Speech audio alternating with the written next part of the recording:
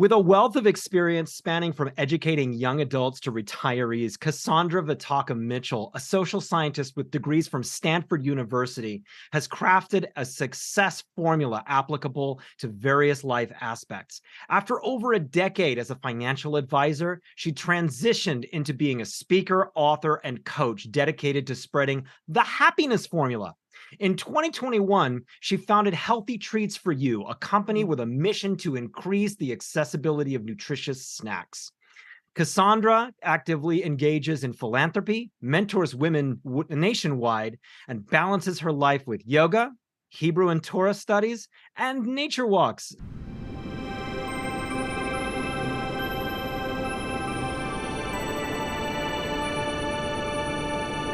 Cassandra, thank you so much for being on the Mindful Mutiny podcast. We've got a lot to talk about, and I'm super excited to have you here. And your shirt matches my wall. Awesome.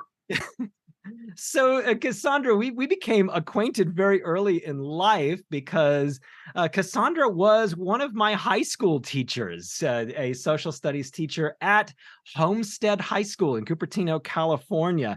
How did you end up doing that? Because in first grade, believe it or not, I knew I wanted to be a teacher. I still say that. For most people, I tell them it's just easier to say I'm a teacher because it's really what I am. I get information and I give it to other people. That's essentially everything I've done my whole life has been get information and give it to other people. So I knew I wanted to be a teacher. The vision was I would start in the world of education and then move into sort of the world of politics. I did it at DC. I'd oversee the nation's educational system. This was kind of the big vision, right? The big, hairy, BHAG, big, hairy, audacious goal. So that's how I ended up in education. I mean, I went to Stanford, actually had a different vision by the time I got to Stanford. By the time I went through high school, the vision had changed. And then when I got to college, it went back to what I had when I was in first grade. So that's how I ended up there. Gosh, when I was in the first grade, I wanted to be an actual fire truck. I wasn't sure how that was going to happen, but that was kind of my life goal. And so, at least you were going to use your mind. Where did you grow up? So I grew up in a city called Covina. It's about 20 miles, is that correct? Of east of LA. So the 210 freeways, if people know the freeways in the LA system, there's a lot more there now. But in any case, city called Covina. It was a small town at the time, about 40,000 people at the time, which is actually quite large. I live in a town half that size currently. And so small town, I guess, but LA basin. Gotcha. And so what was it that kind of drove you? You went to Stanford University. What brought you there? What were your ideas at the time? What did you study? What was your focus? Yeah. So I went to Stanford because they gave me the most money. So I was a scholarship kid. So back up a little bit. I was raised with a single mom.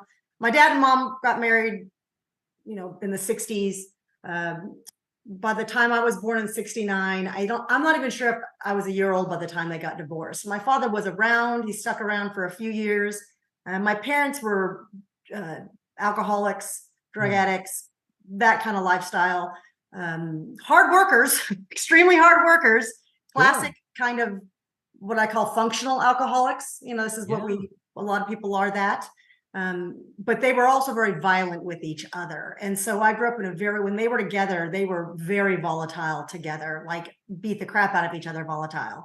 Blood on the walls, cops coming through the house, taking my dad to jail, kind of volatile. Not funny by any means, but so that certainly formed early years. That was like the first 5 years of my life. And then my father moved back to Illinois and remarried, etc. So I say that because you're 5 years old and you're listening to all of this from your bedroom. Watching it. Oh yeah. It was all, I mean, it's interesting. I had an executive, my executive coach when long story short, I had an executive coach when I transitioned from corporate to being an entrepreneur. And that's one of the exercises he had me do was to take every year of my life, 0 to 1, 1 to 2, every year of my life as best I could. I mean, I don't know if 0 to 1, and write one main experience, one main memory of that year. And it was interesting because those first 5, 6 years, it was, and then to put it on a scale like 0 to 30, and I think 0 to 30, the negative or something like that. And those first 5 years were all negative. I mean, it was ugly. And then it took until about age of 10 when I finally started getting some pluses in terms of my life. I mean, it was and because it was just so volatile. It was so, even when my father left, you just never knew what was going to happen. I had drug addicts and alcoholics in my whole family. And so I remember begging my family, can we please just not drink this holiday? Is it possible not to drink? Yeah.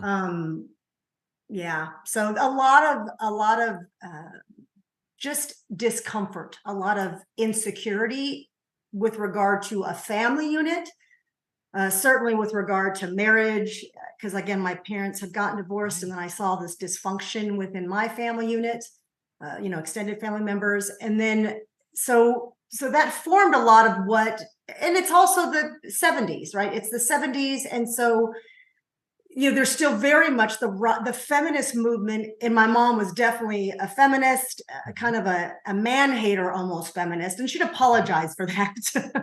She's like, I'm so sorry. I'm so negative. I don't want you to have a bad attitude towards men.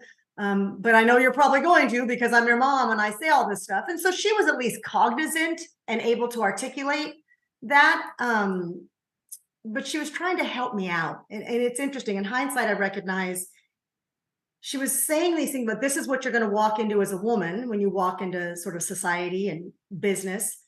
So get ready, be on your guard, and and trying to say don't hate them though, right? And so it was she was trying to be, and one of the things she always said is, don't you dare ever take a dime from a man, make your own money, don't ever let him pay for anything. And so I didn't. I was a great person to go on a date with, because I always went Dutch. It took me a long time to let a man pay for me. In fact, my husband, who I'm currently married to for 10 years now, he said, when I told him the story about the fact that I never let a man pay, he's like, you always let me pay. It's like, you made me pay for everything. You got the raw end of that stick, didn't you? My mind. I figured it out. So any case, a lot of stuff there. But so that formed a lot of the background of my thinking, right? And so I was single mom. I had 2 older brothers. By the time I got to school, one of the reasons why life started turning around for me was because I was a smart kid. I mean, I was one of these genius kids, right? And so by the time I was, I guess, in 4th grade, well, I actually starting in first grade, they started putting me into special. California at the time had a lot of money in its educational system, and they had these great programs for kids. And so I was one of those kids they would constantly take out of class and put in these special kind of programs and send to special camps and stuff. And it wasn't money we had. It was just the, taxpayers putting their money into sort of cultivating kids. Yeah. And I was one of those kids that kept getting taken out because I was a smart kid. By the time I got to 5th grade, they actually sent me to a school for mentally gifted minds. It was so I was 10, 11 years old. And it was that point in time, recognizing that, okay, I'm at the school with these mentally gifted minds. So I'm a genius kid. And that's like, oh, wait a minute. You can do something with this. Like, this is a real possibility to change your life because you're smart, right? That's what I thought. It mattered that you're smart. It does matter, but it's not everything. And so that's what put me on the course to Stanford. So by the time I got to high school, so many of my thoughts were, I want to change the world. A lot of what I had growing up, just naturally, even I think regardless of the family dynamic, I think I came out of the womb with what I would call the savior complex. And I call it a savior complex, which is usually a bad statement, but it's the savior heart. It's the servant's heart. I really wanted to help people improve their lives. I saw injustices and I would articulate those, and I was incredibly verbal. So it would freak adults out because they would engage in conversations with me, and all of a sudden they'd be like, whoa, how old are you, little girl? And I'm like, I'm 10 or I'm 5. And they're like, what are you having these conversations with me? How do you know all these words? Right. So I was interested in helping people improve their life. I say that because by the time I got to Stanford, it was the Cold War. Well, before I even got to Stanford, been thinking about what I wanted to do with my life. It was the Cold War. And I didn't want the world to blow itself up. I didn't want people to hate people when you didn't even know them. And we were supposed to hate all these Russians and all these people in the Soviet Union and all these other people in other countries. I never understood that. I'm like, I don't even know them. How can I hate them? Even if they want to kill us, I don't know, maybe do all of them want to kill us? Really? Is that true? Any case, so I went to Stanford with the thought process, or went to college with the thought process that I would go in international relations. I was going to study Russian because I was going to need to go to the Soviet Union and help end the Cold War. So that's what was my thought process going to college. So when I applied to college, I applied to Stanford, USC, and Yale. I applied to USC because my brother went there. I applied to Yale because they recruited me, and I applied to Stanford because a teacher gave me the application. It's the only schools I applied to. I got into all of them, and Stanford gave me the most money. Hence, we go to Stanford. So that's, yeah, long story, but that's how I got there. Yeah, it's a wonderful story there, because you're going from this childhood that often creates like anxiety and fear and nightmares and trauma, and I'm sure that all of that applies here. Absolutely. You know, and you have these unique gifts that somewhere along the way somebody noticed, and that you began at a certain point to start to believe in yourself, and that people were starting to foster, and that people were noting that there was something different about the way that you thought. And so you had people around you, I assume that your mother as well, that wanted the best for you and were trying to get you into the right places out of a really tough situation. Was it a difficult transition for you? And I don't even know what I'm talking about here, to go from how you grew up into being around like Stanford-y type people. I mean, what was that like? Yeah. I think it's beautiful how you did note that there were a lot of people. There's this concept of a self-made man, right? Which is a bullshit statement. Nobody is self-made. Nobody. You do not do life alone. You're not a maverick. You're not out there. And actually, if you hold on to that idea too much, you'll find yourself on an island by yourself, very lonely and in pain. You do not do life alone. There's always somebody helping you along the way, sort of shepherding you. These angels unawares have been part of your life, right? When you get older, you start to sort of see them, and there might be some time I'll tell you some stories about going back to my angels unawares and how beautiful that process was to explore that, right? With, any case, people who were part of my life growing up. So yes, always people helping along the way, shepherding along the way.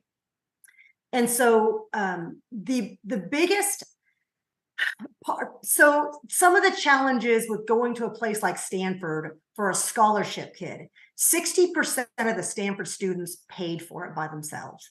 60%. Now, at the time I went to Stanford, the college education at the time, it was about 25. No, am I correct? Oh God, I should know this number. I feel like it was maybe $25,000, $30,000 a year at the time. That doesn't sound like enough. All I know now, I think now it's like 60 or 70 or something, right? Am I right? Sounds about right, yeah. Think about what the numbers are today and how ridiculously expensive that is. It was just as expensive back then too, right? And there are people paying cash out of their pocket for that. I was like, oh my God, who are you people that have that much cash? You just give this boatload of change to your children. Like, who are you? And 60% of Stanford students were paying for it. So then you get there and you see these kids pull up in their Saabs. I didn't even know what a Saab was. I mean, and their Audis. I've never even seen those cars before. I knew what a Mercedes was. And I saw, but I didn't even know some of these foreign import cars, right? Like, and I'm like, what are these things, right? And so it's fascinating to be there with that level of wealth. And if you've walked around Stanford campus, I mean, it's gotten even nicer. I don't like it as much anymore. It was more beautiful when it was a little more rugged, if you ask me, but it's just gorgeous. I mean, gorgeous, right? I'd never seen this level of, I'd seen, like, I'd been to Hearst Castle. I'd been to visit to the Hearst Castle. You know, I'd visited Winchester Mansion, right? So yes, I've seen this type of opulence, but this is like a school. Where the hell am I, right? So it was the money differential that was pronounced for me, because the other, so that was the bigger, that was a fascinating reality for me, because I came from, I came from the county. I didn't even live in Covina City. I lived in the county. So we were, you know, less impressive, I guess. I guess I knew we weren't poor, technically. I've said this before to other people. We were just above that poverty line. So like, I didn't qualify for free lunches. I didn't qualify for free stuff. I mean, I was poor enough to, you know, get financial scholarships and stuff like that. But, you know, it's that painful line, that lower middle class line, right? Like, where you're making enough money that you're not technically poor, but you don't have two nickels to rub together. God forbid something bad happened, right? So getting to a place like Stanford and seeing all this money was a shock to me. And what was even more shocking, Jeremy, was the number of students of color that had a lot of money. I had never seen rich students of color, because I didn't come from that background. I came from a very colorful background as students of mostly Mexican descent. Native American is my family, smattering of Blacks in my, you know, we had a very, it's California, it's much more diverse ethnically anyway, but I came from a poor community. So we're all the poor people. So all the poor people of color, right? You know, and all that, I come from just a more impoverished area. And so it was wild to see all these rich students of color, Black students, Mexican students. I was like, who the hell are your parents? They have so much money, right? Especially with a society I'm being told is racist. And so how do all these Mexicans and Blacks have so much money? Like, because I thought everybody, you know, I thought they were all supposed to be poor, right? Aren't we all? And then even some of the Native American students, right? There's a lot of Native American students that had a lot of money. And I thought, wait a minute, aren't we supposed to be like living poor on the reservation? Like, it was just, that was really kind of, I couldn't kind of put the two together, right? Like, I didn't know where I fit. Like, so ultimately a lot of it was, where do I fit? Because I'm poor, right? And so there's a lot of rich kids, and I don't know what that means. And then how do you negotiate? And I don't want to be poor anymore. Like, I want to be like these rich kids. And am I trading who I am? Am I leaving my people? And I was like, but I don't want to be poor. Who freaking wants to be poor? I don't get this anymore. I don't get this point. Like, but I'm somehow leaving my people. And then who are my people, right? Because here I am in this environment. I mean, I come from a very mixed background in my family. So I never really had a racial identity so much, because I have Blacks and Mexicans and Hispanics. And I mean, I guess Mexican, Hispanic, whatever the word is today, Latinx, whatever the hell the new term is, you know, Asians. I had literally like a little mini, you know, United Nations in my family in terms of where we came from. So I didn't know what group I fit in. And so that was, I think it was more of a cultural, for any person, it's a cultural shock, but it was, the big variable for me was financial. I didn't understand, because so much of what you listen to in society, so much of what the loud voices are chirping about is these economic disparities, these economic systematic repressive systems. And I'm sitting in an environment with a lot of freaking people with a lot of money that look pretty diverse to me. So I'm like, well, where the hell do I fit? So yeah, again, a lot of story there, but massive cultural shock. And speaking about all the trauma, yes, all the trauma did come out. I mean, hardcore. Like, I had a massive breakdown freshman year and had to go to counseling, and I was even sent home because all that stuff finally bubbled to the surface, right? So it was the first time I went to counseling, and it was awesome. I love counselors. So yeah. Oh, good. I So do. you're going through Stanford. It sounds like you had a major transition in just the way that you were seeing the world. And you talked about before you went there, you had this notion of exactly why are we supposed to hate Russians? What is if I were to meet a Russian, would they punch me? Like that sort of thing. And so then you go into this, wonderfully diverse environment at Stanford University, and you're seeing people from a different socioeconomic kind of strata. They look a lot like the folks that you were there with before, that you grew up around. It's just that they are people who are wearing nicer clothes and have nicer cars and maybe speak in a different way. And you're seeing they're a lot like the same people that I grew up around. There's different ways of manners of talking to each other, but there's a sameness in these different crews, these different people. Yeah. And so you're evolving in this, and kind of as you graduate from Stanford, like where are you at in your view of the world and in the direction that you want to go? How did it evolve? Yeah. So part of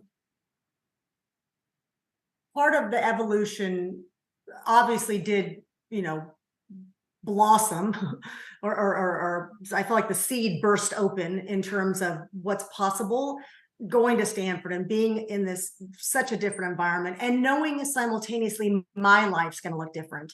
I think that's the thing, that coming from the background I came from and then going into this environment, realizing, and actually there was a class I took at Stanford. It's like one of the I literally remember very little, but one of the classes I remember. Money well spent.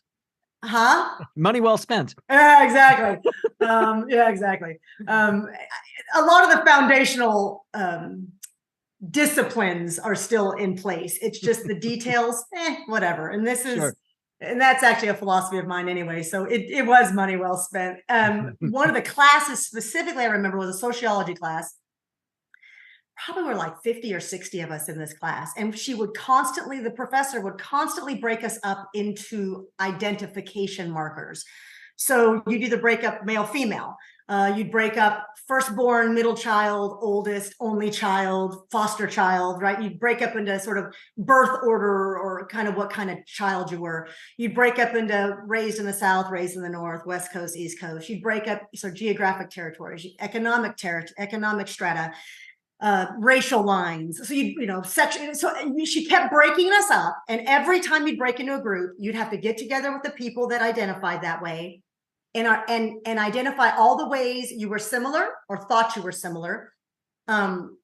Discuss where maybe some of the differences were in your conversations as you're going through those similarities, and then why you were different than the other groups, and then we would all get together as a group and discuss how we thought about the other groups. Fascinating study, right? And they do stuff like this. You can Google these type of experiments they do with groups of people, and they're fun to watch, right? Opening up people's minds to how do we really think about you, right? Your group, whatever your group is, right? If we got really gut level honest, what would we say about y'all?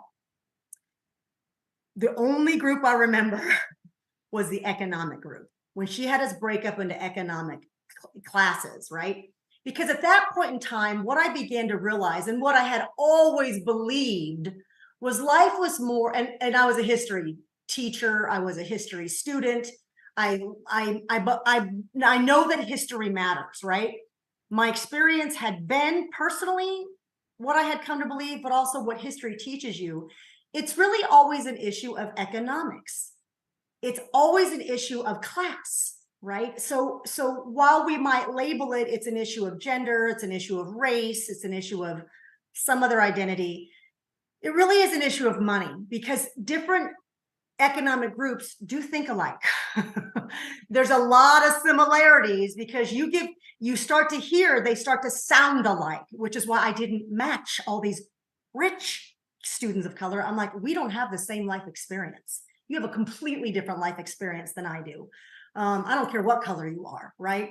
And so that was the thing about when we were the poor kids. So the poor kids, and then obviously middle class, and what was even funnier was she broke it down by levels, and the uber wealthy, I watched them. I was particularly interested in the uber wealthy and the wealthy kids.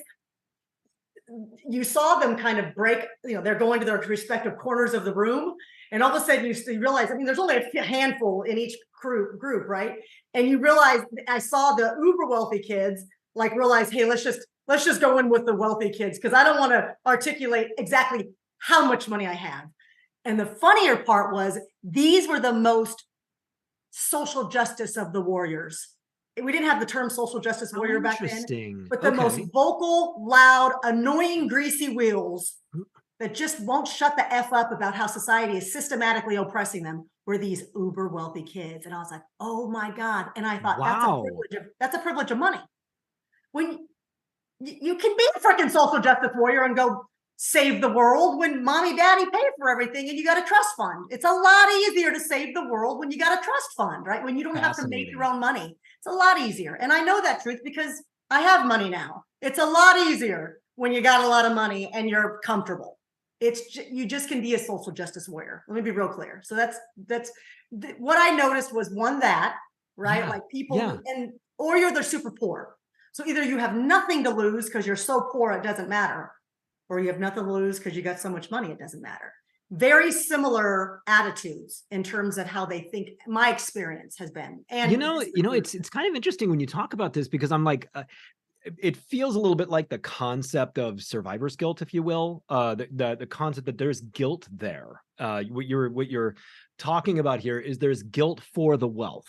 There's guilt for that station in society where you know that you don't necessarily fit in with 95% of the rest of society because you've been raised in, a different space in the world, and you want them not to necessarily feel like you are so different from them. So if you very vocally fight on behalf of them, I mean, you've heard the term LARPing, live action role play, where there's this kind of a projection of self into a different space in order to play a role in society. And it sounds like that's what you were witnessing there. It's kind of like LARPing, I'm with all of you kind of stuff. Again, absolutely. It could be driven by that, or just truly, I mean, I'm a social justice warrior. I do believe, because I have a servant's heart, right? But so you can be driven by very pure, loving, altruistic motives. Sure. And it could be something else. And it could be a combination of both. Again, I never want to tell somebody what it is. I just want them to examine it. Right. So I say all this because in that class and in that moment, one of the biggest conversations us poor kids had was, we're not going to stay poor. We don't want to stay poor. We want to be at those other levels. And yet, are we going to lose some of the fundamental attributes that there's some things that we've learned that got us here. And if we don't have those anymore, and I watch it with my kids, I mean, my son was raised in a completely 180 environment from me. I mean, all across the board. Everything was different for him. And he has a very different outlook on life, way healthier, thank God, a way healthier perspective about himself, about other people, not always fighting to survive. He never had to fight to survive. So doesn't feel the need to fight, because there's a lot of what, when you are fighting, surviving, you are kind of always fighting. You're not trying to be fighting people all the time, but you're struggling, right? You just can't relax. And so a lot of story here. That class and recognizing that. So you asked, the initial question was like the transformation or what changed. And that process of recognizing my life is going to look dramatically different, but how? And what does that mean? And who am I on the other side of those changes? So in a weird way, you mentioned survivor's guilt. Yeah. Like all of a sudden I'm like, what does that say about me? What does that say about my people? Well, who are my people? Like, do I want those people that you tell me are my people? it's identity. It was an identity struggle. So there was a ton, and it took decades to go through that identity struggle, decades to figure that one out, to finally start coming to peace with who do I think I am, who do I believe I am, and who do I want to therefore walk out into the world as, it took a long time. So the process, like I said, that seed broke open, and a lot of the stuff started then getting tossed around, and it took decades of tossing around. So yeah. Well, where'd you go after you got your degree? So obviously I taught you all. Yeah. So again, at that point, again, the Cold War had ended, right? I'm in college, Cold War ends. I realized I really just want to teach. And so even though I was an international studies major and I was living in the Russian theme house and studying Russian, I went, you know what? I just want to be a teacher. I called my high school, a teacher from my high school, who was one of my mentors, and said, how do you make these decisions about life? How do you decide what you want to be for the rest of your life? And she pretty much said, first of all, you don't figure that out, like what you want to be for the rest of your life. You just make a decision and go for it. And I was like, all right. I said, well, I want to be a teacher. She says, go for it. And so that's when I knew, okay, I'm going to be a teacher. I'll go into the high school system, the educational system. And then I probably won't stay there. I figured I would transition into adult education. Two ways I was going to take it. I was either going to transition into the world of adult education, and I wasn't totally sure what that looked like, that corporate environment, because I had a business bent. I wanted to kind of operate in the business world. Or should I go the political realm, where I go into DC, started moving up and going to the DC and fight for sort of the educational system in the United States. So when I left and went into teaching, and after being in the education system and after seeing kind of what that environment was like, I realized there's no way in hell I want to be in this system. Absolutely not. Do not want to be in politics, because education is politics. Hell effing no. I do not want to work for the masses. Education is a mass system. Anything the government does is a mass system, and I don't think like the masses. I don't want to hang out with the masses. Yeah, not interested in the masses. And so figured, okay, let me go into the corporate environment. And so that's I taught for a couple of years, made the transition into literally just kind of found a job in corporate marketing, wildly enough, for a construction firm. And so it was just sort of a random, I had enough skills under my belt to sort of talk my way into this job. It's really it was more business development. I'm a salesperson. I'm a teacher, preacher, salesperson. This is my personality, right? I can sell ideas. I'm a teacher. I can convince you of something. So business development, that's what I went into marketing, business development of a construction firm. And the idea was, to develop into bringing in clients, right? Sales, corporate sales is essentially what it is. Business development, corporate development, that got me out of teaching. That got me into the corporate world. And then part of what I was grappling with also at the time was, do I want this sort of high-powered career, the corporate, the corner office, overlooking the fancy city with my secretary? Again, we use the word secretary at the time. I think we call them administrative assistants now. I don't know.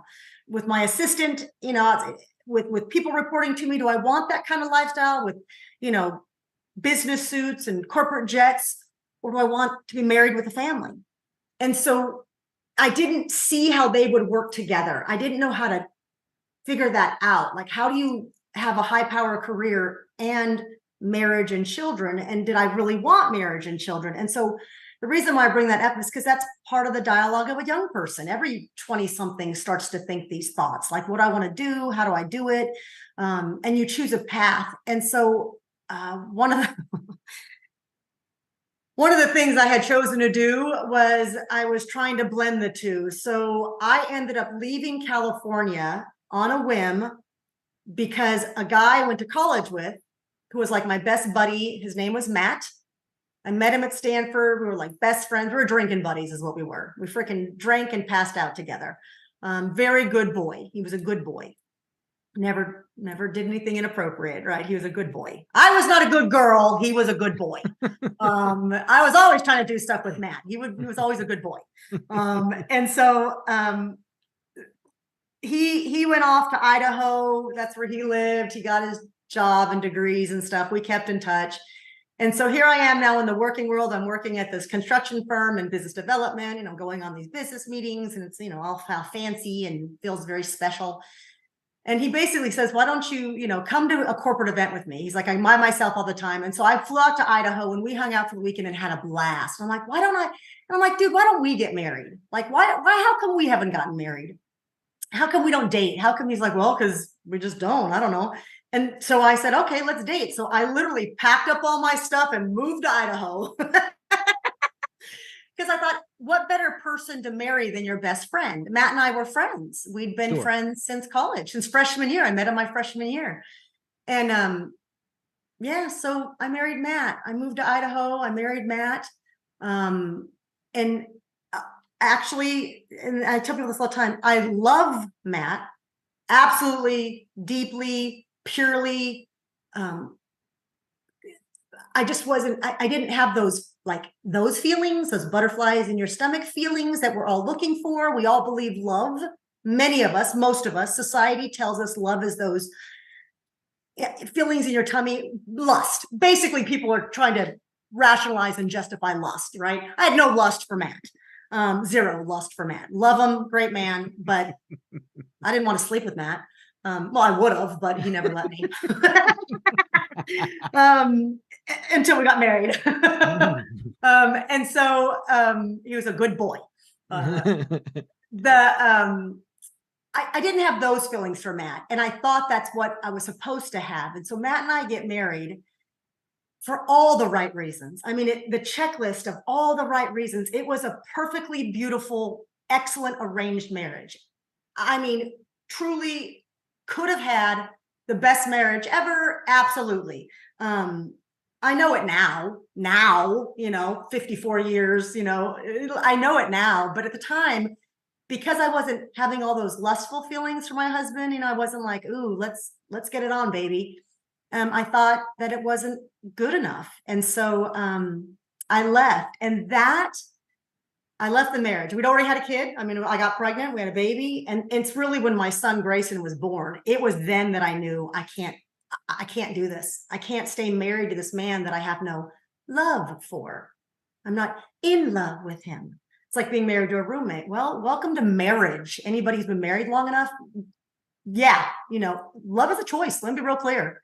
Yeah. In any case, that's a different conversation we can have, but it's a great conversation. So I left, and that leaving Matt, leaving the father of my son, destroying a marriage, destroying a family. Ooh, that took a toll in a way that everything else prior pales in comparison to what I had done.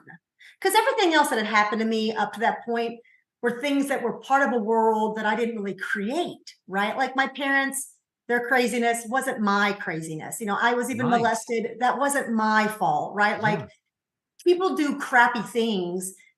Shit happens around you, but it's not mine. And so I can let people go. I can forgive them and move on.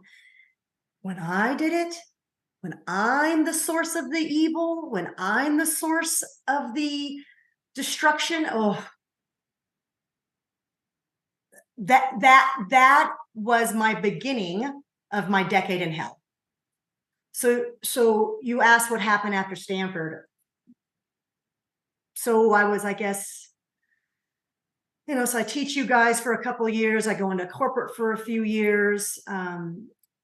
I leave my marriage, and really just, that's when like all the drugs and alcohol that I had been socially consuming. I'm called a binger or a periodic. I don't drink all the time. I don't drug all the time, but I'm one of those who goes and has a good time because, it's the weekend and you're allowed to party. This is what you tell yourself, right? I finished all my work, I'm ready to go. Well, that's when the drugs and alcohol, again, all those years of kind of indulging for the weekend I just kind of really caught up. Right. And I really hard. I mean, I didn't realize how much I was drinking and drugging. I really didn't, because I didn't do it every day. But I was, in any case. So that decade of hell started again, recognizing my own, what I call my own depravity, had to confront myself and what I had just done with my life. And now all of a sudden I'm questioning everything. I'm questioning every decision I'd made about everything.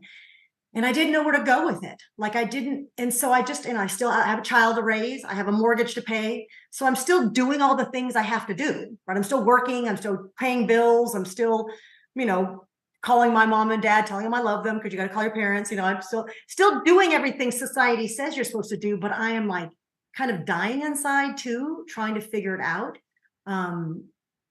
Until I eventually crashed and burned. So I've just jabbered a lot. And your question was what happened after. There's a lot that happens after that I left, after I, left Stanford and started teaching. But that's really the big next moment was that decade of just insanity. Yeah. So. Yeah. And I'm really, it's very interesting to hear these kinds of stories where college is supposed to prepare you in many ways for the world, and it doesn't really prepare you for much of anything. And that has become very apparent in recent years, as not only are people graduating with no real usable skills, but they're in a tremendous amount of debt.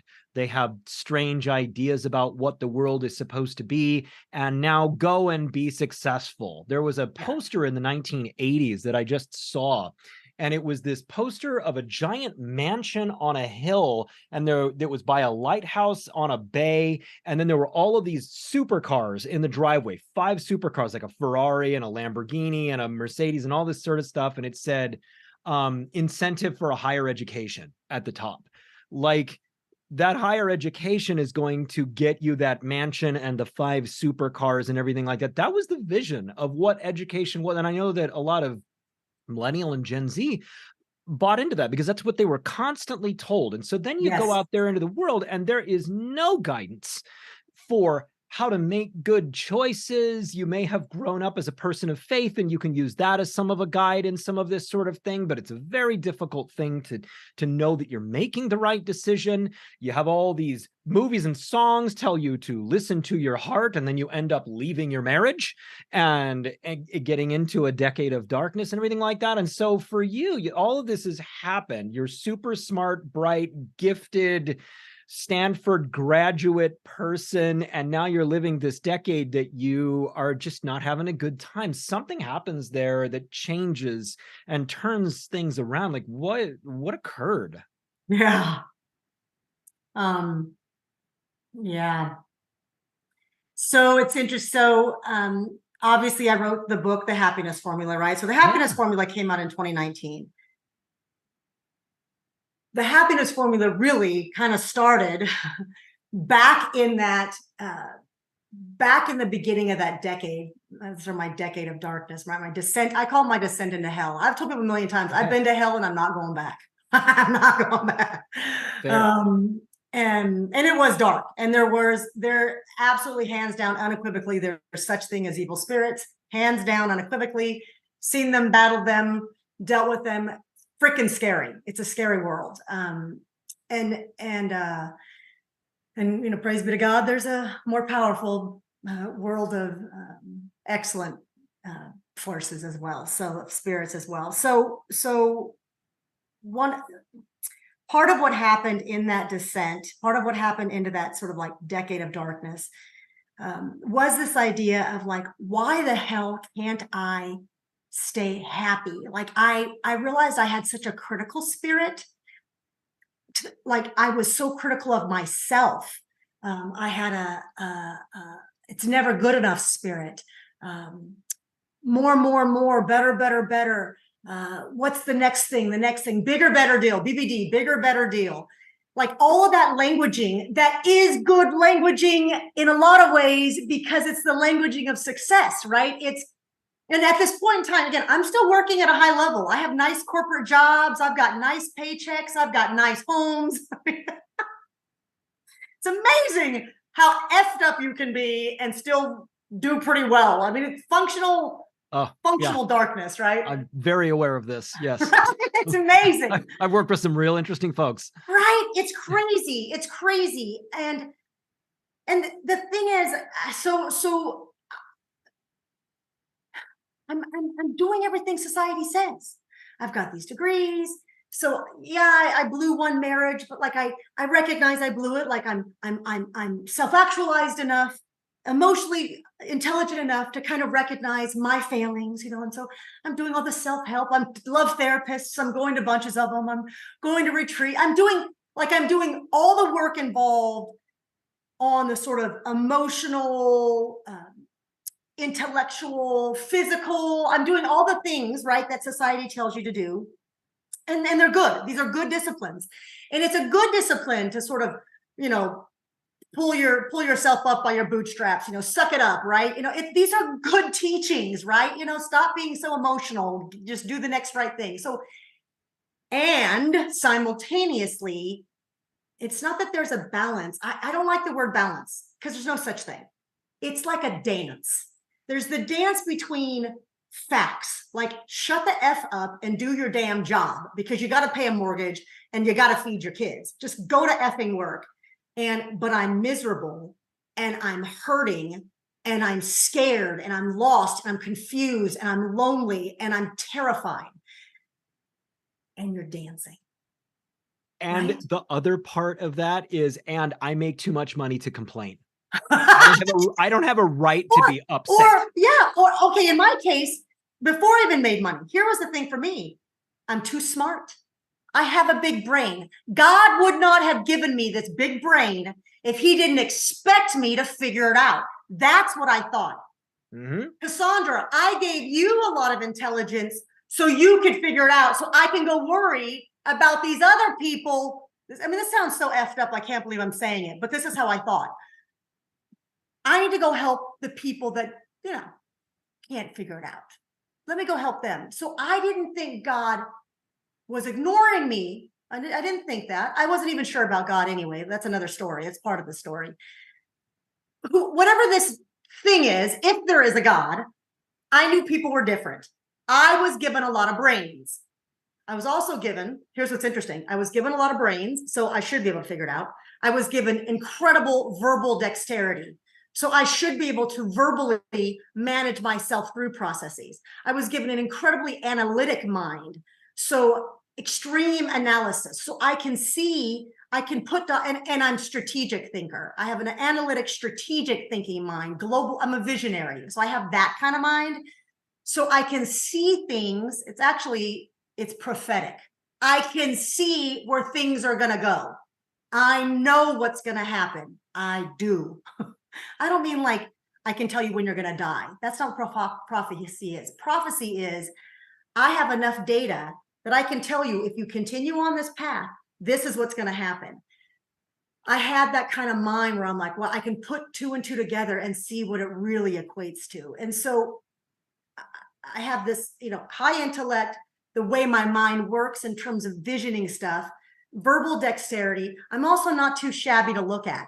So it's not like, and that helps in a society that is visually based, being decent looking enough, you know, comb your hair, brush your teeth, you know, look a little more decent helps. And I come by that a little easier than some, right? Because I don't look too shabby. So, and I'm physically able. I'm incredibly physically able. So I'm healthy. So I don't get sick.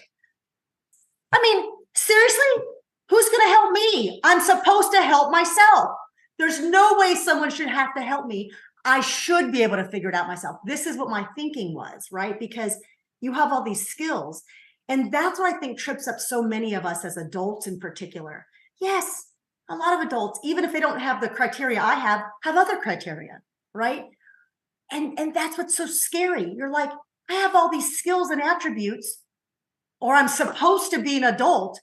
I don't know what I'm doing. I don't know how to figure this out. It's so freaking scary. So again, I had no idea how to manage all this. How do you deal with all this? And that's why it was so crazy to me, because especially because I got myself in such jacked up situations. Part of my descent into hell, this is a story I don't tell very often. It's funny. It doesn't show up in my book, which I found fascinating in hindsight in reading it. It just didn't have a place in the book. It's not that I was avoiding it. It just didn't have a place.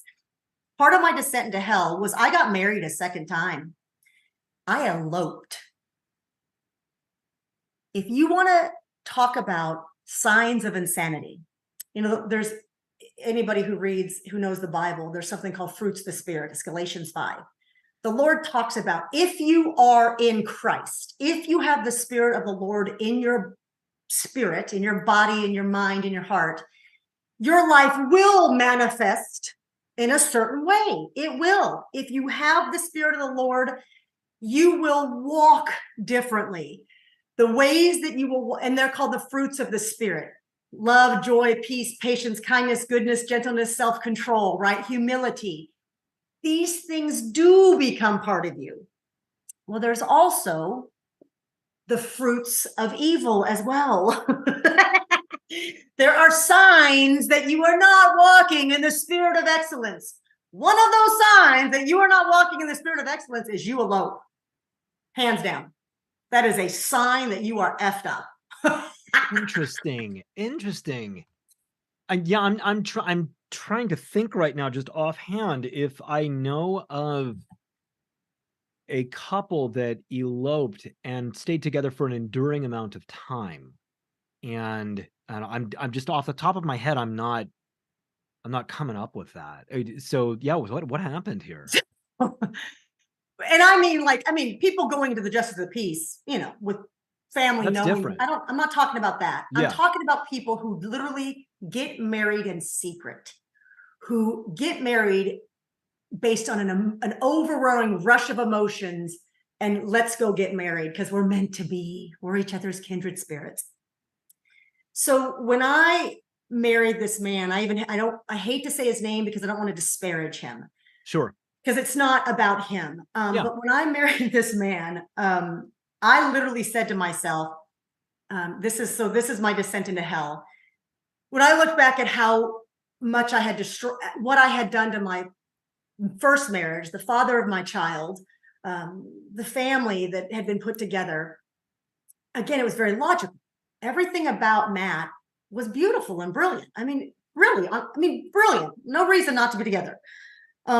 Very logical. And so I thought, the next time, and I said this out loud, the next time I get married, pure lust. I'm getting married purely for lust. Screw this logic crap. Apparently it didn't work for them the first time.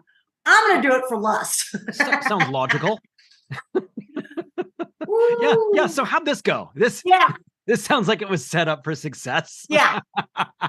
So I mentioned I don't drink or do drugs anymore, right? Sure. So when you look at the what addiction is, when you look at what obsession is, when you look at what a lot of mental health disorders are, they're idol worship. They're obsessions of the heart and mind. Okay. And they can be overcome with proper dialogue, with proper sort of, I want to call it spiritual input, because there are spiritual forces playing on our dispositions to indulge our flesh. And I mean our flesh of, the pleasure. I want to have pleasure. The happiness formula, when I came up with the title, it was fascinating to me that I was always looking for pleasure. I was always looking for happiness. I just want to feel good. I want to feel like I belong. I want to feel like I'm in love. I want to feel like we're best friends. I want to feel like this job matters. I want to feel like I'm making a difference. It's an F word. The feel word is an F word. Feelings are not facts. They're not facts. They're not truth. They're flags. They're flags. They're waving something in front of you to pay attention, but they're not truth. In the slightest sense, your feelings are not truth. Insofar as this, I did not know that. I thought the problem was I wouldn't allow myself to have feelings. So harken back to how I was raised. I was raised in an environment, a lot of the 50-plus-year-old people have this, we were raised with this idea of suck it up, buttercup, suck it up. Sure. Yeah. You know, we were not allowed to express our feelings. We were not allowed to say how I feel, maybe for like a nanosecond, and then wipe your freaking tears, put a Band-Aid on it, go to freaking work. Like, no one wanted to hear your crap. No one wanted to hear your excuses. And absolutely, none of this victim crap. You're blaming I mean, we don't allow you to blame your parents in my generation. You cannot blame your parents for effing you up. I still believe that, by the way. I do. I'm a little more compassionate about how I say it to people nowadays, but I still believe that. You are never, ever, ever a victim. Ever, ever. I don't care what happened to you. Welcome to being human in a world where evil exists. And a whole boatload of beauty as well. And you got to decide who you're going to be. Yeah. So I appreciate that my parents were the type of people that they were, and so far as they were absolutely always said, we love you, Cassandra. You can do whatever you want. Suck it up and make it happen. Right? Figure it out. Right? And I love you and I'm here for you, but I only know so much. So figure it out. I really appreciated a lot of that about them. Right? They raised me pretty right for all the stupid crap they did wrong too. And so what I'm saying is I never cried. I didn't cry growing up. I didn't know how to feel, which is part of the reason why I appreciate that the pendulum has swung so far to the other side. I do appreciate that part of that is, and it actually happened when I was teaching you all. When I was teaching you all in the early 90s, it was the beginning of the self-esteem movement. It was the beginning of having different educational curriculums for different students in the class. You know, so we weren't quite, it was the beginning of prescribing drugs to kids. You know, it was the beginning. And so, and how does this child feel about themselves? How do they feel about life? And actually asking you all how you felt. I appreciated that a lot. And at the same time, there's a dance, right? Between, okay, you feel that way, but here's the truth of life and what you have to do. You know what I'm saying? There's a dance. Yes. You know, you don't always, you have to get up every day and go to work, whether you feel like it or not. Get up and go to work, right? But if you're miserable, well, maybe you need to go talk to a therapist. You know what I'm saying? But show up at work, right? So there's that dance between the feelings. So I appreciated during your generation that we started this self-esteem. How do people feel about stuff? Let's think about the language that we use. I appreciated all of that. I believed in all of that. Again, the pendulum has swung over here, where I'm certain I've offended everybody and their mother so far on this, my languaging, right? Because, you know, whatever, I still probably use the words all wrong. Whatever, you're going to have to ask me about it, you know? What I'm saying is I realized I didn't know how I felt about life. So part of this, getting into this so getting married, having a relationship for pure lust was really my way of trying to examine, what if I went completely on feelings? What would life look like? And so I eloped with this dude. and it was super electric, supercharged, lust-wise, super emotionally intense. I have never in my life felt that level of emotional intensity about anything. And he was all the words that we use today. We didn't use these words back then. I don't think they existed in our vocabulary, but everybody throws them around today. Narcissist, gaslighting. He was he was just an abuser. He was an abuser. He was verbally abusive and physically abusive. Mm-hmm. Those are the terms we used back then. Now we have all these clinical terms and everybody throws them around and uses them incorrectly, whatever. Everybody can't be a narcissist. People are selfish and self-centered, but not everybody's an actual narcissist. But he was definitely sick.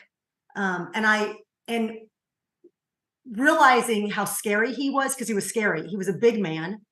He was a physically muscular man. I mean, he was a personal trainer, worked in the fitness industry, beautiful Adonis, God, you know, tall, dark, and handsome kind of dude. Right.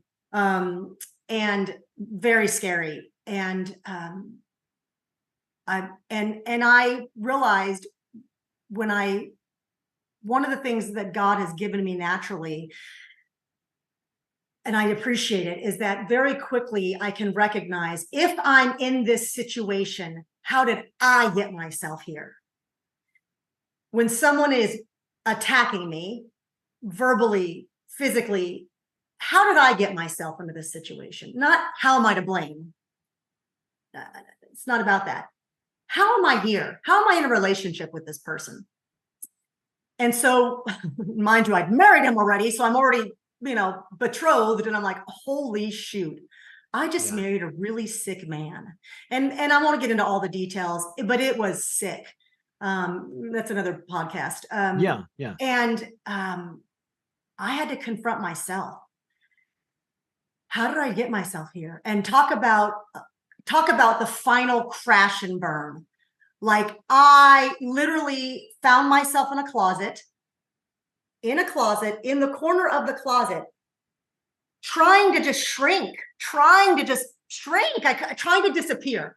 I figured if I can make myself small enough in this corner, your mind's crazy. Because I couldn't commit suicide. I didn't want to kill myself, but I wanted to die because I didn't know how I got myself here. How the hell was I in this situation? And it was isolating. It was scary, and I'm in this corner of this closet, in the upstairs room, the farthest room in the house I could get away from, trying to shrink into a ball.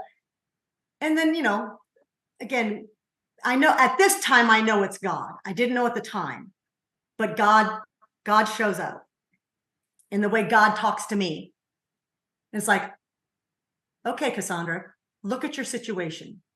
What's the physical situation right now? And I'm like, I am trying to shrink into nothingness in the corner of a closet in the house because I'm married to this crazy psycho man. Yeah, this is crazy. Yeah. Holy mother of God, am I totally crazy, right? And I'm like, and God's like, no, you're not crazy, but what are you going to do? And I'm like, I don't know. He's like, well, what are you going to do? And I'm like, well, I guess I got to figure it out. All right, what's the first thing you can do? Well, I could stop trying to disappear in a corner because you're not going to disappear. You're not going to just suddenly shrink into this ball and nothingness. Here you are. You're married to the psycho man. You're confused. What are you going to do? And I thought, well, and I had a job still working. Thought, well, I'm going to have to go to work tomorrow. I'm going to have to be effective in my job. I mean, they pay me to be effective. And I had pretty big jobs, so I had to be really effective, right? And I could compartmentalize. That was one thing I could do, kind of, sort of. My personal life was leaking out into my work life. That's another part of the story. So I thought I could compartmentalize, but I couldn't. And that's essentially what I realized was I'm not compartmentalizing well anymore. And so I thought, you know what? Get up, dust yourself off, get ready for the day, and start doing the next right indicated thing. What can you do? What step can you take? And so I went to therapy. What can I do? I can go to a therapist because something's wrong with me. And then again, I started in therapy again and started to walk through, how did I get myself into this situation? What am I looking for? What do I want? And started to sort of build up, just go back to things I'd already kind of been taught, and realizing I do want happiness. I do want pleasure. I do want to feel good. That is true. Those are normal, good, God-given sensations, right? God wants us. We are sentient beings meant to feel joy, happiness, love, warmth, comfort. Those are all wonderful and God-given and correct. And then there's reality. So how are you going to dance between them? And I began to give myself permission to feel, to like really examine, okay, how do I feel? Like really. And the thing is, Jeremy, I didn't know half the time. I didn't know the words for the feelings all the time. And that's what therapy gave me, right? They give me words. They give you, maybe it's this and examine this. You're like, oh, okay, could it be that? Could it be this? Could it be a combination of all of it, right? And so that started the ascent out of the pit. In particular, the crashing and burning wasn't done though. I had to finally, officially, when I officially blew up my world, was realizing it was kind of a perfect storm of, I begin to start to examine, maybe this God dude is real. Like that's part of the piece I hadn't yet ever factored in totally. I kind of dabbled with the idea of God because society, I mean, 97% supposedly of the world believes in a God. 7 or so percent, I don't know, it could be a smaller number, it could be a little higher, are truly atheists, right? And I knew I wasn't an atheist. I'd already kind of figured that one out. Like I believed there was a God, a something. I just kind of knew it in my soul. I wanted it to be. Let me be real clear. I wanted there to be something. Otherwise, because for me to be an atheist just didn't work for me. It didn't. Let me put it this way. I would be a very scary atheist because I already demonstrated enough of not giving a shit about you, the proverbial you. I'd already shown how easy it was for me to use people to myself. I'd already demonstrated enough to myself how selfish and self-centered I can be. And to believe that there isn't a God that has a system of order and structure and morality and ethics that are higher than myself, I had to believe in that. Otherwise, left to my own devices, I might do something nice. I might do something good, but I promise you, it was all to make sure I got something out of it. Absolutely. And I didn't realize how much of a user of people I was, because I would have never thought that about myself. I would have never put myself in that category. But I really walked around with an underlying, because I thought I cared. I thought I wanted to save people. I thought I wanted to help people. And I did. I do genuinely, truly want to. Again, that pure altruistic self and this other self that isn't so pure. And that's all about what's in it for me, the with them. What's in it for me? What's in it for Cassandra? What am I getting out of this, right? Hence my feelings. If I'm not feeling motivated by you, I might stop giving to you, right? And so am I giving to you because I'm truly giving because I'm good and altruistic? Or am I giving because in the end, I get something out of it? Man alive, Jeremy. I'm pretty certain I only get 99% of the time, I only gave when I thought I was going to get something out of it. Really, ultimately, when I thought I could get something. And it might be, I mean, I might give to a poor person on the street. What could a poor person give to me? What I was getting was, I felt good about me. Look at me. Even if it was only me, even if it was anonymous. I gave money to that person who's poor, homeless, they don't know my name. They're not going to take a picture and put me on social media, which didn't exist back then. They're not going to go tell the world I'm great. Nobody saw me do it. Totally anonymous. You know what I got out of it? I felt like I was a good person. I didn't realize how much I was motivated by that. That's what I had to confront, I guess. That's part of what, for me, in choosing a God, and so that's part of the story, in deciding I needed something that can get me out of me so that I am dying to self, that I would sacrifice myself on a cross for the people so they don't have to suffer. That's who Jesus became, right? Like I began to recognize there's truths to what God's saying there. A good man might die for a friend, but he certainly won't die for an enemy. But Jesus demonstrates he dies for everybody, right? This idea that really step out of yourself. I wanted to be like that. I decided I wanted to be like that. I wanted to be that good, not so you'd all feel good about me, not even so I'd feel good about me. I just began to believe it was true.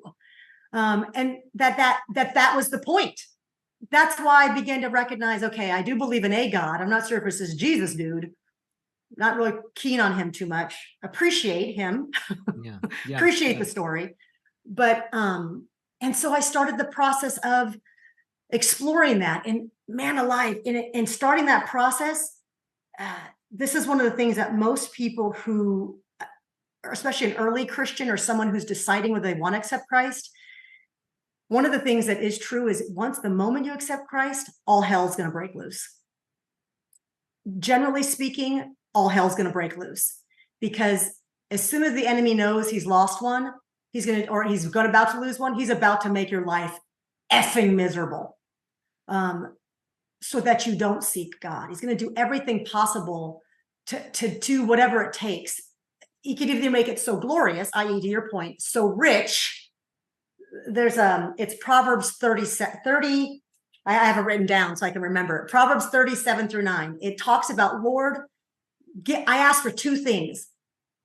Don't give me so little that I steal and I rob, right? Don't give me so little that I'm desperate and dying and can't see you because I'm just scrapping to survive. And don't give me so much that I don't think I need you. I mean, the Lord says it more eloquent in his word, but I read that. I remember reading, I read the Bible a ton before I accepted Christ. I read a lot of different religious books before I accepted Christ. And I remember reading that and thinking, there's a truth to that. Like, I need this balance between this life of how I feel about it and what's real and what is real, because I don't know how to feel if I don't know what's real. Yeah. And so it was this dance, and I again, I had a lot of success, and by society's terms. And so it wasn't the success that was going to get me. It wasn't the success that was going to, I'd already kind of been there, done that, enough for me. It was the crashing and burning, losing it all. I had to lose it all. I had to crash and burn in the worst way. So lost my job, got fired because I was drunk. And so why do I not drink and drug? Because I can't. I'm really bad when you put intoxicants in my body. I do not know what's going to happen, first and foremost. And the other thing is I blew up my world. I blew up everything. And so here I have a mortgage and a child to raise. I'm with this man who's crazy. And so my whole world exploded. I mean, he's cheating on me. He's drinking and drugging and acting nuts and embarrassing. I mean, just, oh my God, how the hell did I get here? And that's kind of what happened. I did at one point finally get on my knees and thought, Lord, if you're real, you're going to have to show up, because this is miserable. I have created the most insane world. I'm married to this crazy freak of a man, this abusive, out of control. Again, I didn't have the words narcissist and all that kind of good stuff. Sure. I've lost my job because I got fired. I'm apparently this drug addict alcoholic that I didn't know I was. What the fudge? Right. And that was it. That was what it took. I crashed and burned. October 29th, 2006, went to a church service, heard a pastor at the time, he's no longer an official pastor anymore. Pete Briscoe was preaching at Bentry Bible Fellowship in Carrollton, Texas, and the church still exists. Pete Briscoe still exists. And at the time he was preaching on that Sunday, October 29th, 2006, on John 6:35, which is John 6 is about the bread of life, that nothing will satisfy you. Nothing in this world, nothing of this life will satisfy you. Only I will satisfy. Eat of me, drink of me. It's that whole sense of only the Lord's going to satisfy. And I believed it. I finally kind of hit that point where I thought, you know what, Lord, whoever you are, because I still wasn't comfortable saying Jesus Christ, my Lord and Savior. You know, I had too much televangelist sound in my head to say Jesus, Southern Baptist crap in my head. Sure. I finally thought, okay, and I'm like 37 years old or something like that, right? And I thought, okay, I'm in. I believe it. I believe that I have been trying to find happiness, to feel good by filling myself with stuff, people, degrees, success, sex, drugs, travel, money, better body. Friendships. I don't feel good stuff. Therapy, self-help, self-affirmations. I am beautiful. I am lovely. Whatever. I mean, I've tried all the stuff society says, hence IQ, EQ stuff. IQ is data, facts, and stats. I've tried all the stuff of society, data, facts, and stats. Here's information. I've had a lot of information. I've put them into practice. EQ. How do I feel about them? How am I going to behave? Actions I'll take. So, okay, Lord, I'm operating. I got data, facts. I've got feelings and emotions, and I'm working it out. I'm IQ EQing to death. And the reason why I wasn't quite there is I didn't have a GQ system. I didn't have a God system I believed in. I could anchor myself to. I could follow. That ultimately is the what undergirds everything anyway. Your belief system, like a iceberg. What you believe, your thoughts, your actions, your data, your facts is the tip of the iceberg. The truth of everything about what you even determine is a fact, about what you determine is a feeling that you want, is based on what you believe. It's your belief system. That is the heaviness of the iceberg is underneath the surface. And I didn't have a solid GQ system. I didn't have a God quotient. The happiness formula came, again, it still wasn't a book then. This was 2006. 2005, 2006, 2007, 2008, as I began to explore this God quotient system, this belief system that I could anchor to, that had communities of people, that had books and history.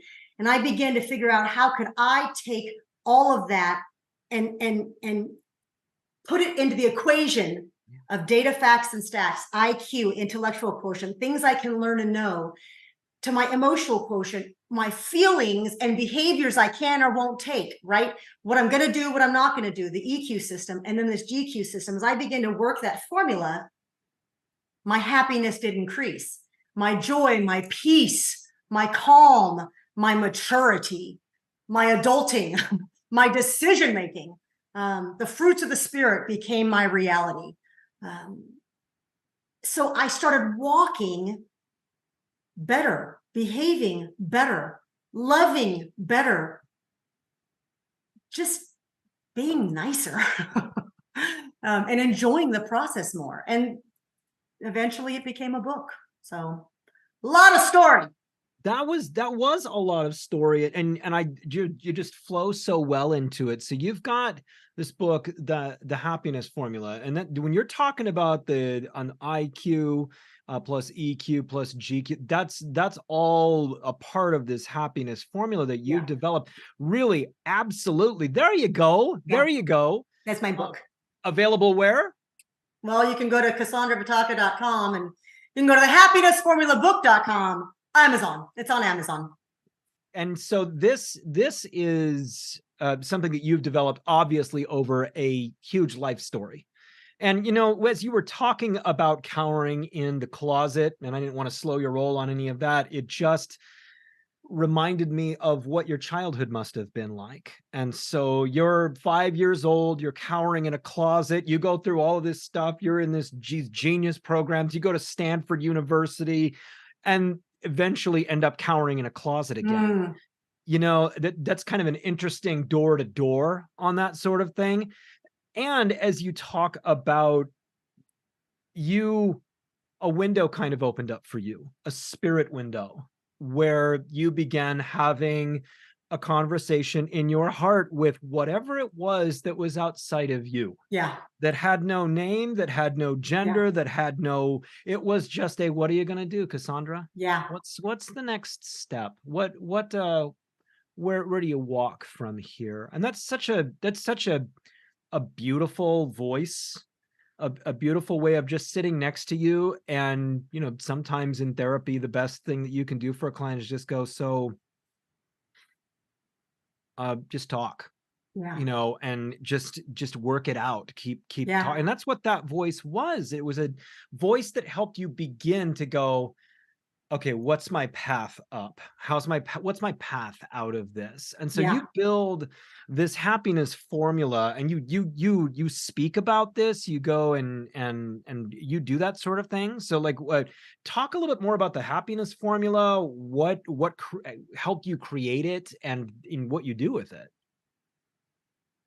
Yeah. So, got so much story. So I thank you for indulging my very long-winded stories here. I didn't want to write a book. I wasn't cognizant of not wanting to write a book. How about that? Um, we are in a culture.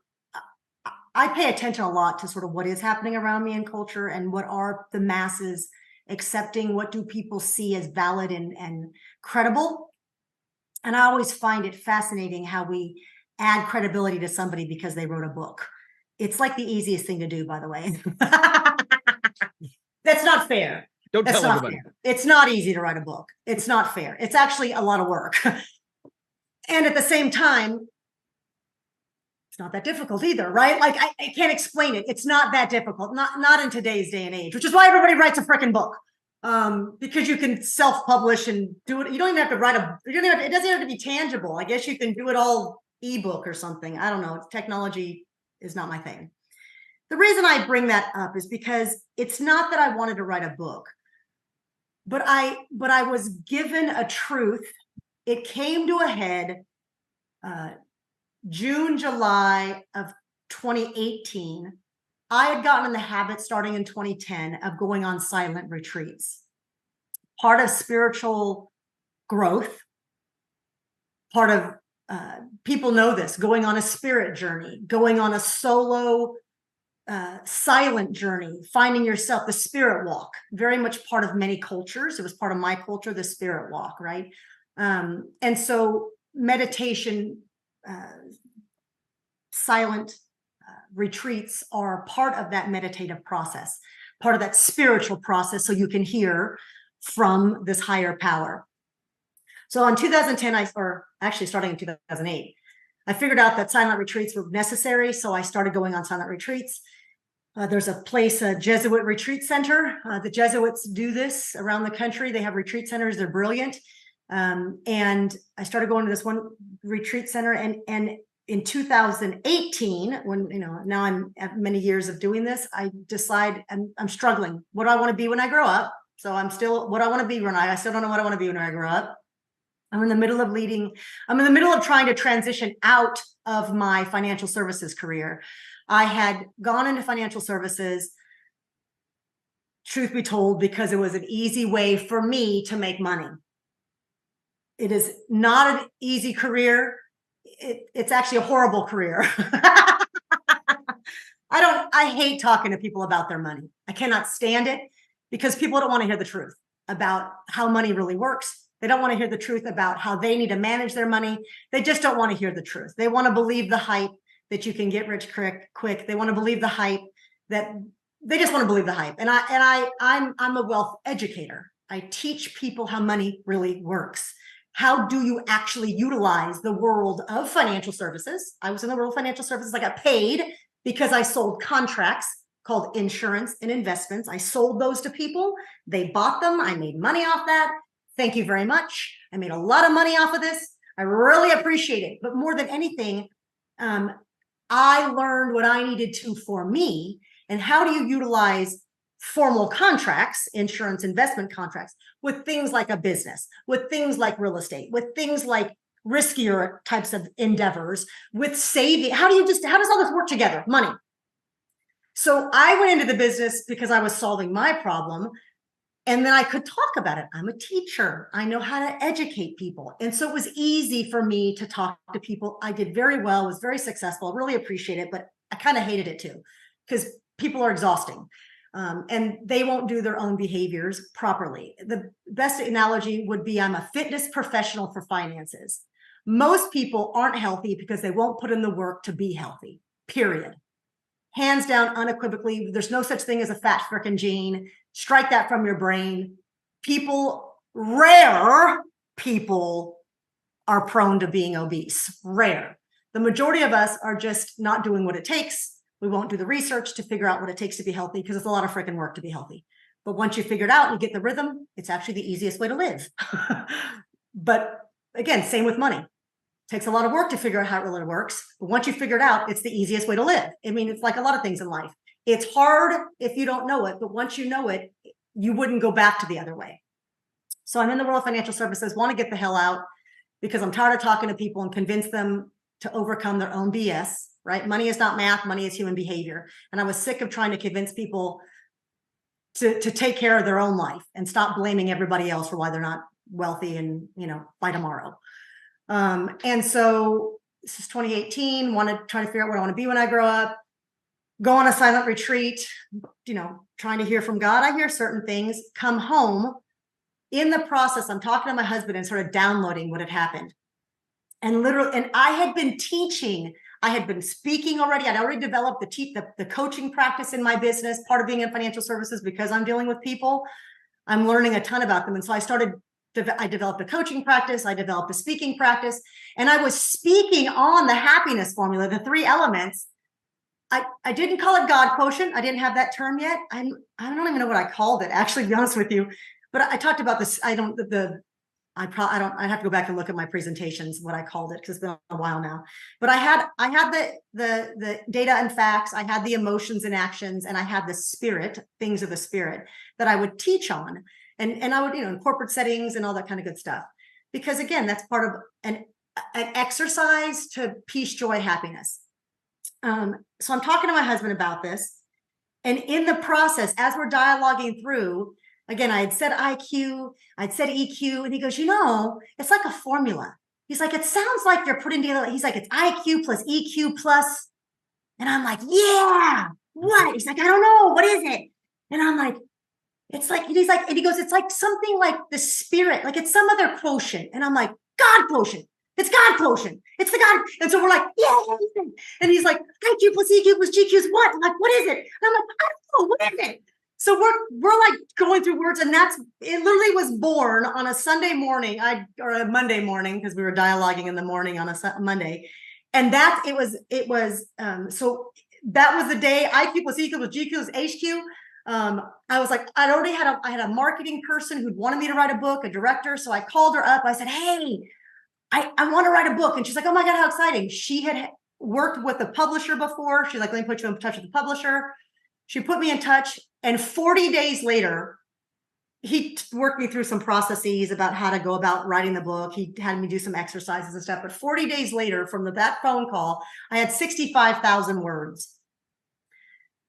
65,000. My book has about 30,000 words. It's 270 pages, or about 33-ish thousand words in there. So mind you, I have 65,000 words. And my book actually technically should be 2 different books. So it's actually kind of long for the formula, for what it is. So you can get a sense of how many words. But in 40 days, I had 65,000 words. And so that was what happened in 2018. And put the book down because I knew I was supposed to write it. I knew it. I knew I was supposed to put the information out there. I knew I didn't have any other vision for it. I didn't know what God was. I knew God was calling me to put it out there, but I didn't know exactly what. Again, I'd already been speaking on it. And so I'm like, okay, now that it's quantified and formalized, what do I do with this? And so I just began doing what I'd already been doing. I began talking about it more. I had a book now that I could sell and get people to read. And as I coached people, one of the things I would say is, go to this chapter or go to that chapter. Because there's different chapters that have different, and there's a different chapter on money, chapter on marriage, chapter on music. You know what I mean? I talk about music makes merry. So it became a tool. And that's, again, back to, I'm a teacher. I find information and I offer it to people. So really, this is 30 years of information for all intents and purposes. There's a lot of tools in here. And in particular, I tell people all the time, I promise you, I can help you find your answer. I don't know your answer, but if I can walk you through these ideas. You can walk yourself through once you kind of learn the rhythm of what they are, and you will get to your answer for now. And I think that's another thing. For now, I didn't say I have the answer for you for the next 10, 20, 30 years, because none of us do. But I can get you off of dead center. The formula can help you get off dead center and start moving in a direction that is going to have a more positive, the balls are going to start rolling in a better direction, right? It's that idea of having bumpers on your bowling lane. The ball's going to start going down the middle more if you walk yourself through the formula. So that's what I begin to do with my people that would come to me for coaching, people that would hire me to speak to their groups, is just give people this tool. So yeah. I love this so much, because we return back to you coming out of Stanford University, being very book smart and very life naive, if you will. And so really searching. And as you've been talking, I've been thinking about coaching, because we're both coaches here. And I was thinking about this when I was walking my dog last night. All of the things that we seek coaches on, and landscaping, physical training, nutrition, addiction, business. We even have a coach. My wife and I were getting coached on the colors that we're going to use on the walls of our house. and so we got this coach coming in. Oh no, you want a lighter color here because of this. It's going to cut the room in half. And then we look at it and go, oh yeah, I guess it would, wouldn't it? Because they're just having that specialization sitting next to you with things that you may not have thought of. Yes. And the ability, that powerful position where you as a coach sit next to somebody and go, consider this, consider this, consider this. Did you know that you do this? Do you know that you apologize for everything when you talk? You know, these sorts of things that people do that sometimes they just need pointed out to them. I do. Yes. Yeah, I guess I do. I'm sorry. And so, yeah, right. You know, and so, you know, the coaching that you do is about building, and you said the word strategy a couple of times in this conversation. You help people build values and strategy into their life to get them going in a productive direction, which is exactly what coaching is supposed to be. Yeah. And why wouldn't we continually stop in for a coach once in a while, in the same way that we talk about, well, I can't sleep at night, I think I need a therapist? That we wouldn't also look at things in terms of, I feel kind of lost right now. I started going to church. It's great. Or, you know, going to wherever it is that you're going to get the spiritual enrichment and so forth. I feel like I just need some structure in my life. And so you provide that for a lot of people in a very intensive sort of way. And you've been working with clients for a while.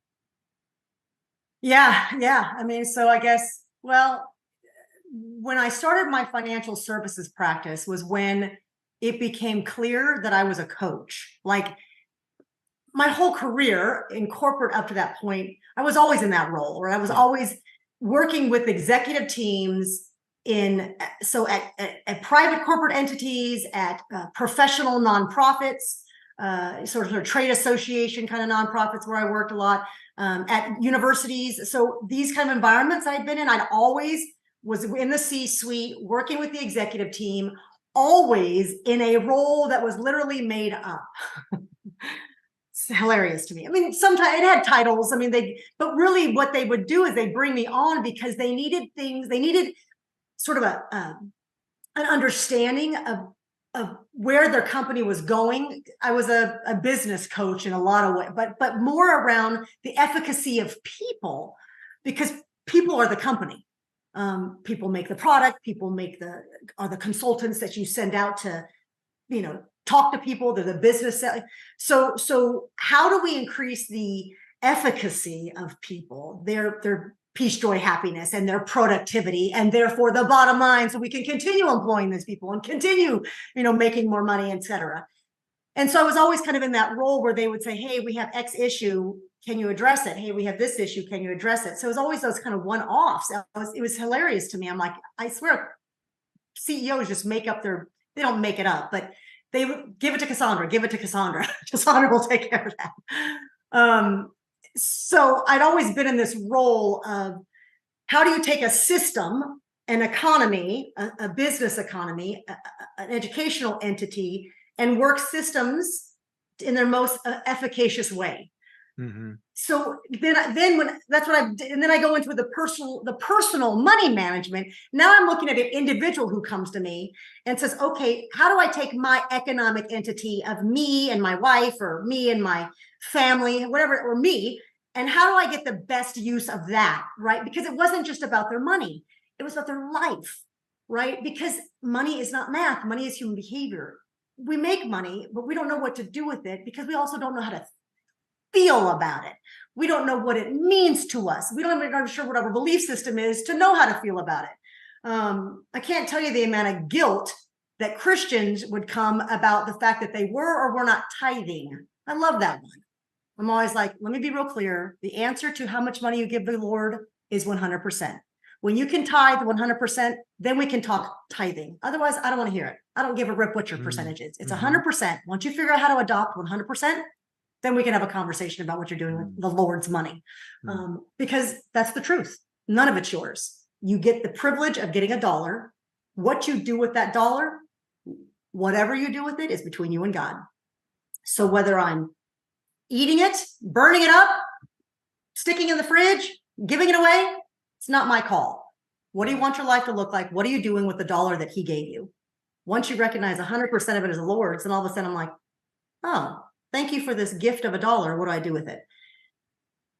Bring that up because all of a sudden now I'm talking to people, I'm coaching them through, and they would tell, I'm their marriage counselor, I'm their health counselor, I'm their wealth. I mean, I literally was always called counselor, coach, right? That's what I began to get that title from people because again, I was trying to get them off dead center about looking at $1 as my salary or what's my neck, what box could I put it in to be a millionaire tomorrow? I was trying to get them to understand it's a tool. And how are you going to use this tool for everything else you want to achieve in your life?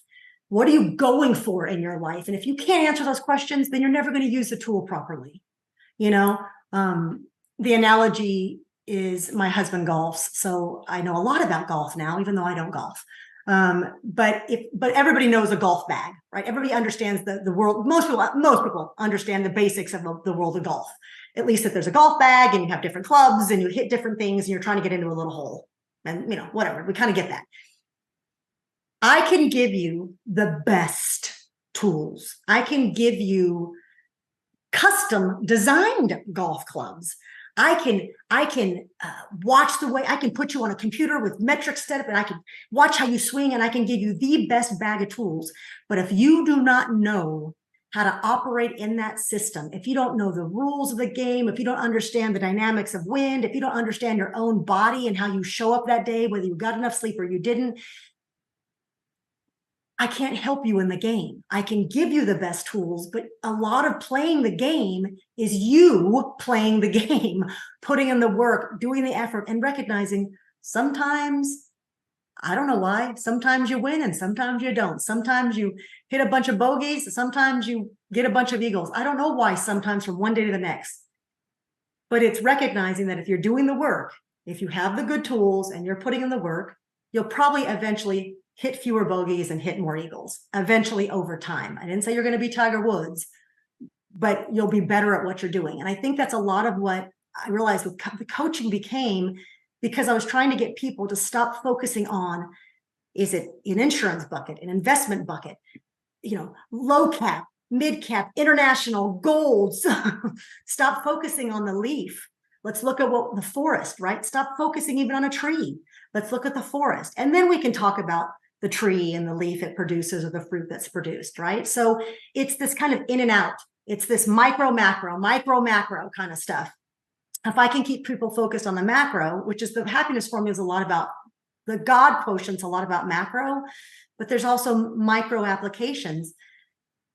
That's kind of how it continues to flourish, right? It continues to grow because of, and that's what I do. That's like what, and that's what I still do. I mean, so it doesn't matter whether I'm actually talking to somebody. It always ends up going back to, I try not to say, I said the word happiness formula and talked about it more in this dialogue with you than I have in a long time. Because I try not to, I feel like I'm always trying to sell a book or sell my concept. I'm not trying to sell anything. I'm not. It's just dialogue. It's languaging to help people wrap their brain around it. Like, this is what I'm doing. What do I know? How do I feel? What actions can I take? Right. And then what does my God system say about it? And, you know, wherever you start is where you start, but all three play into each other, right? Yeah. So yeah, this is when I work with people, one of the things I tell them all the time is you are going to have to put in, I'm going to give you tools and you're going to have to put in the work. And if you don't put in the work, I have fired people. Because I'm like, you're too resistant. At some point, you got to put in some work. Yeah. And when you put in the work and you keep putting it in, you're going to get results. It's just, people fight you. So. Yeah, absolutely. And this time that you've spent here, thank you so much for just an incredible life story and the way that you are walking forward into the world and being an ambassador of light and being one of the helpers, taking a story of challenge, struggle, and sorrow and turning it into something that benefits people, going in a direction where they're trying to find their way, because that's what we're kind of all supposed to be here for. So just thank you so much for being on the Mindful Mutiny podcast. It's been fun. I mean, again, I know I talk a lot, so I hope that this provided some benefit to you, but anybody who listens, absolutely, right? This is we're in this together. That's why I accept these kind of phone calls or accept these kind of invitations, because I don't know what somebody's going to hear that's going to make a difference for them. Yeah. But it is going to make a difference. And I think that's the thing too. If I can encourage anybody, I say this all the time, you're always a good example. Always a good example. You're a good example of what to do, how to walk, how to talk, how to speak, how to live. Or you're a good example of what not to do, what not to say, how to walk, what not to actions to take. So you're always a good example, right? Most of us would rather be the example of what to do, right? We want to be most people I meet want to walk in the world of, I want to be something that my kids would emulate, that my brothers and sisters around me would want to emulate, that I would be, to your point, that light in the world. Well, you're supposed to be. That's what God wants you to be as well. So how do you do that? Well, you're going to have to confront some things, right? You're going to have to walk through some things and recognize how you're personally, uniquely designed to show up. How Cassandra shows up in the world is not how Jeremy should or is going to show up in the world. I'm not asking you to show up to look like me. I'm asking you to show up to look like you. There might be some overlap. There might be some exercises that I do and behaviors and disciplines that I do that make sense and perfectly match yours. And you can do those, and they may not. And therefore, you're going to have to figure out some other tools and techniques. So yes, I do hope that this has provided at least one takeaway for somebody who listens. Oh, it absolutely has. And thank you so much. Now go be something great.